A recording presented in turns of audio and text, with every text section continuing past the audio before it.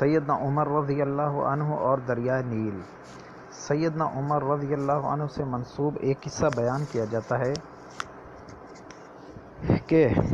اس قصے کا خلاصہ یہ ہے کہ جب مصر فتح ہوا تو لوگوں نے سیدنا عمرو بن العاص رضی اللہ عنہ سے کہا، یہ ہمارا دریائے نیل اس سال اسی وقت پانی سے چلے گا جب اس مہینے کی 11ویں رات کو ایک لڑکی اس میں پھینکی جائے گی۔ تو سیدنا عمر رضی اللہ عنہ نے فرمایا، اسلام میں ایسا نہیں ہو سکتا۔ پھر انہوں نے سیدنا عمر رضی اللہ عنہ کو خط لکھا تو امیر المومنین جواب میں ایک رکا بھیجا، یعنی حضرت عمر رضی اللہ عنہ نے جواب میں ایک رکا بھیجا جس پر لکھا ہوا تھا، اللہ کے بندے کی طرف سے دریائے نیل کی طرف،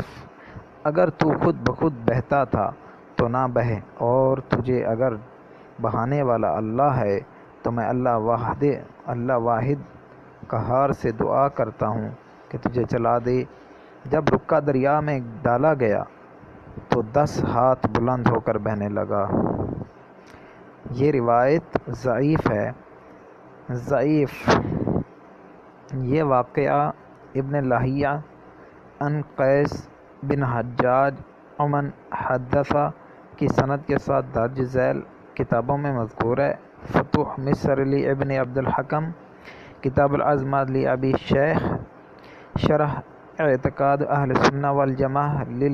للقائی، اور کرامات اولیاء اللہ، اور تفسیر ابن کثیر۔ اس کی سند میں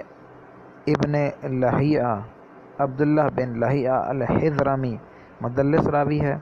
طبقات المدلسین میں ہے، اور روایت معنعن ہے۔ قیس بن الحجاج تبع تابعی ہے، اس کے استاد کا نام معلوم نہیں ہے، لہذا یہ سند ظلمات میں سے ہے۔ علامہ سیوطی نے تخریج احادیث العقائد میں کہا ہے کہ اس روایت کو ابو الشیخ ابن حبان نے کتاب العظمہ میں جس سند کے ساتھ بیان کیا ہے، اس سند میں ایک راوی مجہول ہے۔ تو میرے بھائیوں، میرے دوستو، یہ روایت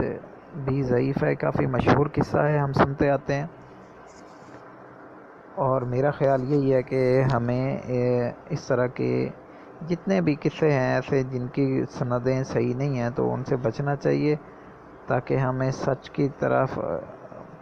چلنے میں آسانی ہو، اور جھوٹے قصوں اور کہانیوں سے بچنے کے لیے ہمیں اس کے مطلب قدر ہو اور ہم بچ سکیں، چاہے وہ کسی کے بارے میں بھی ہوں، چاہے حضور علیہ الصلوۃ والسلام ہوں، حضرت ابوبکر ہوں، حضرت عمر ہوں، حضرت عثمان ہوں، حضرت علی ہوں رضی اللہ عنہم اجمعین۔